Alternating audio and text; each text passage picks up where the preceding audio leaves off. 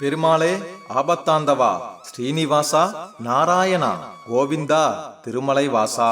உளம் முருகி பெருமாளின் நாமங்களை கண்மூடி உச்சரித்துக் கொண்டிருந்தான் காஞ்சி மன்னன் கல்யாண வரதன். அவன் அருகில் பயபக்தியுடன் நின்றாள் அவனது மனைவி அலமேலு பிராட்டியார். மன்னன் கண் விழித்தான். தன் முன் சயனத்தில் இருந்த நாராயணனை பெருமையுடன் பார்த்தான். நாராயணன் ரத்தன மாலைகள் சூடியிருந்தார். உடல் எங்கும் மூடிய தங்க கவசத்தில் நவரத்தனங்களும் மின்னியது. மன்னன் மனதில் பெருமை. நாராயணா, இவ்வுலகில் எனக்கு கிடைக்கும் செல்வத்தின் பெரும்பகுதியை கொட்டி உன் உடலை தங்கத்தால் இழைத்திருக்கிறேன். நீ அணிந்திருக்கும் நவரத்தன மாலை மட்டும் 50,000 பொன் பெறும். உன் கைகளை அலங்கரிக்கும் நவரத்தன கலல்கள் 10,000 பொன் மதிப்புடையன. உன் அறையே வீட்டிற்கும் அன்னை ஸ்ரீ தேவியின் காசு மாலை 1000 பவுனால் செய்யப்பட்டது. அவள் உன்னை பார்க்க வெக்கப்பட்டு தலை குனிந்திருக்கிறாளா, அல்லது நான் உபயமாக அவளுக்கு அணிந்திருக்கும் காசு மாலையின் எடை தாழாமல் தலை குனிந்திருக்கிறாளா என நீயே சந்தேகப்பட்டிருப்பாய் கண்ணா பரந்தாமா. உனக்கு இன்னும் என்ன வேண்டும் கேள் என்று செல்வ செருக்கை கடவுளிடம் காட்டிக் கொண்டிருந்தான். உலகளந்த நாயகன், உலகத்துக்கே சொந்தக்காரனிடம் தான் போட்ட சாதாரண நகைகளை பற்றி கதையளந்து கொண்டிருந்தான் மன்னன். அவன் பெரிய பக்திமான் என்பதில் சந்தேகமில்லை, நல்லவன் என்பதிலும் மாற்று கருத்தில்லை. ஆனால் அவனது எண்ணம் உலகத்திலேயே தான் வணங்கும் பெருமாளை தவிர மற்ற கோவில்களில் உள்ள பெருமாளுக்கு வழிபாடும் நகைகளின் அளவும் குறைவாகவே இருக்க வேண்டும் என்பதுதான். கண்ணை மூடிக்கொண்டே உலகை கவனிக்கும் கண்ணன் அரசனின் அறியாமையை எண்ணி சிரித்து கொண்டான். அருகில் இருந்த ஸ்ரீதேவியார், சாமி, உங்கள் பக்தனுக்குத்தான் உங்கள் மீது எவ்வளவு பாசம், எனக்கு கூட எவ்வளவு நகைகளை போட்டிருக்கிறான் பாருங்கள். நீங்கள் குபேரனின் நண்பர், லட்சுமியோ உங்கள் மார்பிலேயே உரைகிறாள். அப்படி இருந்தும் ஒரு கம்மலாவது வாங்கி தந்திருப்பீர்களா என செல்லமாக கோபித்துக் கொண்டார்.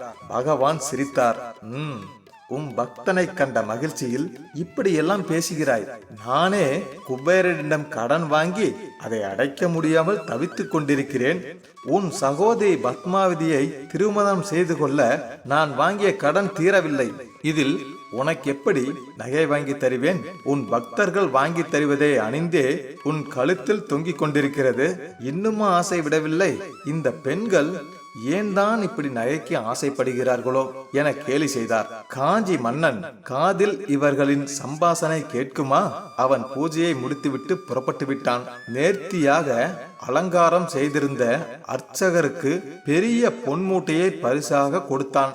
அவர் அடைந்த மகிழ்ச்சிக்கு அளவே இல்லை. வரும் வழியில் ஒரு இடத்தில் ஒரு பக்தர் பெருமாளின் சிறிய கற்சிலை ஒன்றுக்கு துளசி மாலை அணிவித்து பூஜை செய்து கொண்டிருந்தார். இதை மன்னன் கவனித்து விட்டான். தேரிலிருந்து இறங்கி அங்கு சென்றான். ஐயா, இங்கே பெருமாளை ஏன் அவமதித்துக் கொண்டிருக்கிறீர்? இவ்வூர் கோயிலிலேயே பெருமாளுக்கு ஆடம்பரமாய் நகைகள் அணிந்து மலர் மாலைகள் கமகமக்க பூஜை புனஸ்காரம் தொடர்ந்து நடக்கிறது. பக்தர்கள் வயிறார உண்டு செல்ல அன்னக்கூடமும் அமைத்திருக்கிறேன். நீரோ பெருமாளை அவமானப்படுத்தும் வகையில் காய்ந்து போன துளசி மாலையை அணிந்து பூஜை செய்து கொண்டிருக்கிறீர். உடனே இந்த சிலையை அப்புறப்படுத்த வேண்டும், பூஜையை நிறுத்த வேண்டும்.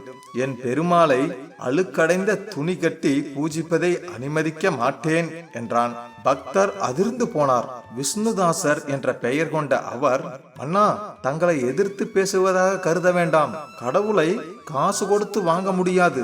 அவன் எளிய பூஜை முறைகளை விரும்புகிறான். நான் மன சுத்தத்துடன் என்னால் ஆன பூஜையை செய்து கொண்டிருக்கிறேன். இதை தடுக்க யாருக்கும் அதிகாரம் இல்லை என்றார். மன்னனுக்கு ஆத்திரம் பொங்கி விட்டது. அடே, என்னையே எதிர்த்து பேசுகிறாயா? உன்னை தொலைத்திருப்பேன். இருந்தாலும் விஷ்ணு பூஜை செய்ததால் உன்னை விட்டுவிடுகிறேன், ஓடிவிடு என்றான். மன்னன் கட்டளையிட்ட பிறகு அவ்வூரில் எப்படி இருக்க முடியும்? ஆனாலும் விஷ்ணுதாசரும் மன்னனை விடவில்லை. மன்னா, நாம் இருவருமே பக்தர்கள் தான். ஆனால் வழிபாட்டு முறையில் தான் மாறுதல் இருக்கிறது.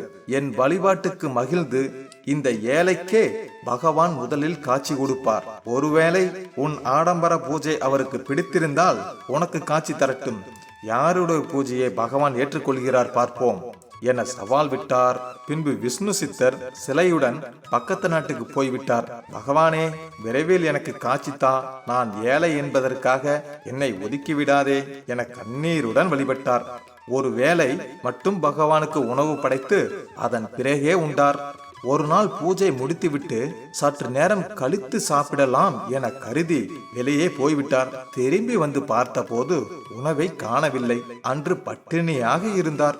இதே போல தொடர்ந்து ஒரு வாரம் உணவு காணாமல் போனது. பட்டினியுடன் பகவானை வழிபட்டார் விஷ்ணுதாசர். அன்று உணவை படைத்துவிட்டு மறைவான இடத்தில் ஒளிந்து நின்று கவனித்தார். அப்போது கிழிந்த ஆடையும் ஒட்டிய வயிறுமாய் ஒருவன் வந்தான். இலையோடு சாப்பாட்டை எடுத்துக்கொண்டு புறப்பட்டான். ஓ, இவன்தான் இதற்கு காரணமா? பாவம், இவனுக்கு எவ்வளவு பசி இருந்தால் இப்படி செய்திருப்பான். இதற்காக ஒளிந்து வருவானேன்? நேரடியாக வந்து என்னிடமே கேட்டிருக்கலாமே என கருதியவர் நெய் கிண்ணத்தை எடுத்துக்கொண்டு அவனை நோக்கி சென்றார். தன்னை பிடிக்கத்தான் விஷ்ணுதாசர் வருகிறார் என கருதிய அந்த பிச்சைக்காரன் ஓடத் துவங்கினான். தாசரும் விடாமல் பின் சென்றார். ஒரு இடத்தில் பிச்சைக்காரன் தடுக்கி விழுந்து மூர்ச்சையானான். பதறிப்போன விஷ்ணுதாசர் அவன் முகத்தில் தண்ணீர் தெளிக்கவும் அவன் பெருமாளாக உருமாறி நின்றான். பெருமாளே, தாங்களா இப்படி நாடகம் ஆடினீர்கள்? தங்கள் தரிசனம் கிடைத்தது மகாபாக்கியம் என்றார். அவரை மகிழ்வுடன் பெருமாள் அணைத்து கொண்டார். புஷ்பக விமானத்தில் ஏற்றி வைகுண்டத்துக்கு அனுப்பினார். அந்த விமானம் காஞ்சி நகர் வழியாக பறந்தது.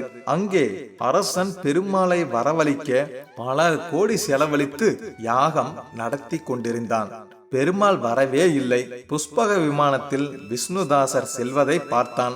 அவமானம் அடைந்தான். அவனது பணத்திமிர் அடங்கியது. தனது சவாலில் தோல்வியடைந்த அவன் யாக குண்டலத்தில் விலை எத்தனித்தான். பெருமாள் அங்கு தோன்றி அவனை தடுத்தார். இறைவனை அவரவர் சக்திக்கு தக்கபடி வழிபடலாம். எளிமையாக வழிபடுபவர்களை கிண்டல் செய்யக்கூடாது. கடன் வாங்கியோ பெரும் பொருள் செலவழித்தோ என்னை வழிபட வேண்டும் என்பதில்லை. மனதை மலராக்கி வழிபட்டாலே போதும் என கூறி மன்னனையும் வைகுண்டத்துக்கு அனுப்பி வைத்தார். கர்மா என்பது எப்படி போக்க வேண்டும் அது பற்றிய ஒரு கதையை இதுக்கு முன்னாடி போட்டிருக்கோம். மேல ஐபால் பட்டன்ல அந்த லிங்க் தரேன். அந்த கதையை பாருங்க, இன்னும் சூப்பரா இருக்கும். அந்த கதையோட லிங்கை டிஸ்கிரிப்ஷன்ல கொடுக்குறேன். யார் யாருக்கெல்லாம் பகவான் பெருமாளை பிடிக்குமோ லைக் பண்ணி சப்ஸ்கிரைப் பண்ணுங்க. இன்னும் நிறைய கதைகளை பார்க்கலாம். லைக் பண்ணுங்க, கமெண்ட் பண்ணுங்க, ஷேர் பண்ணுங்க, மறக்காம சப்ஸ்கிரைப் பண்ணுங்க. நன்றி நண்பர்களே.